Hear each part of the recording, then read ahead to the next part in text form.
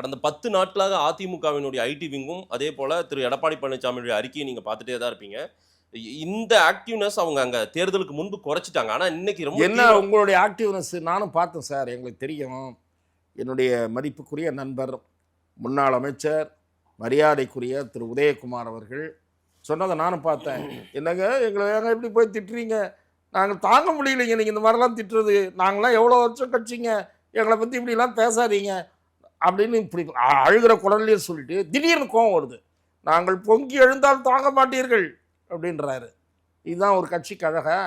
நீ எல்லாம் நேற்று முளைத்தாள் ஊதி தள்ளி விடுவோம் என்று ஒரு எழுச்சியோட முடியுதோ இல்லையோ ஒரு தம்ம கட்டி பேசுவீங்களா இல்லையா? நீங்கள் என்னடா புலம்பிட்டு எடப்பாடி நல்லதாக இருக்காருன்றீங்க. எடப்பாடி ஒரு முடிவுக்கு வந்துட்டார் சார். போன தேர்தலப்போ அவர் எப்பவுமே முடிவை மாற்ற மாட்டார். மாதேஷ் அவர்கிட்ட நல்லா பாராட்ட வேண்டிய விஷயம் என்னன்னா, மாதேஷ் மாதிரி ஆளுங்க பேச்சை கேட்டு அவர் ஒரு விஷயத்தில் தெளிவாயிட்டார்.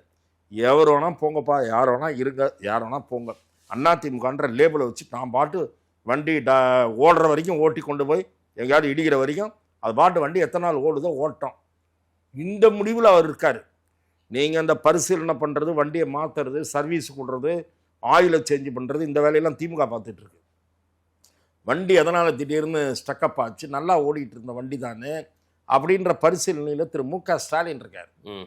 இவர் என்னன்றாரு, கயண்டு போன டயர்லாம் வர்றீங்களா, இப்போ அந்த டயர்லாம் டிக்கியில் வெய்யி, தேவைப்பட்டால் மாட்டிக்கலாம், மறுபடியும் ஓ வண்டி இருங்க, ஓ வண்டி தான் கண்டெம்ட் ஆயிடுச்சே, நீ மாட்டினா என்ன மாட்டலன்னா என்ன, யாராவது கேட்குறாங்களா அவரை பற்றி? மாதேஷ் ஒருத்தர் தான் அவரை பற்றி பேசினுக்காரு. நீங்கள் நான் ஒன்று சொல்கிறேன் கேளுங்க. இன்றைக்கு காலம் இப்போ இருக்கிற நிலைமையில் இன்னும் அண்ணாமலை கட்சி ஆரம்பிக்கல. இன்றைக்கும் வலிமையான மாற்று சக்தி விஜய்க்கு, தாவேகாவுக்கு திமுக தான், அதிமுக அல்ல. இன்னைக்கு தாவேகாவுக்கு யார் மாற்று சக்தி? இன்றைக்கு திமுக. இந்த ஸ்பேஸை நிரப்பதான் அண்ணாமலை உள்ள வர்றாரு. Okay, there is a space for vibrant opposition to TVK.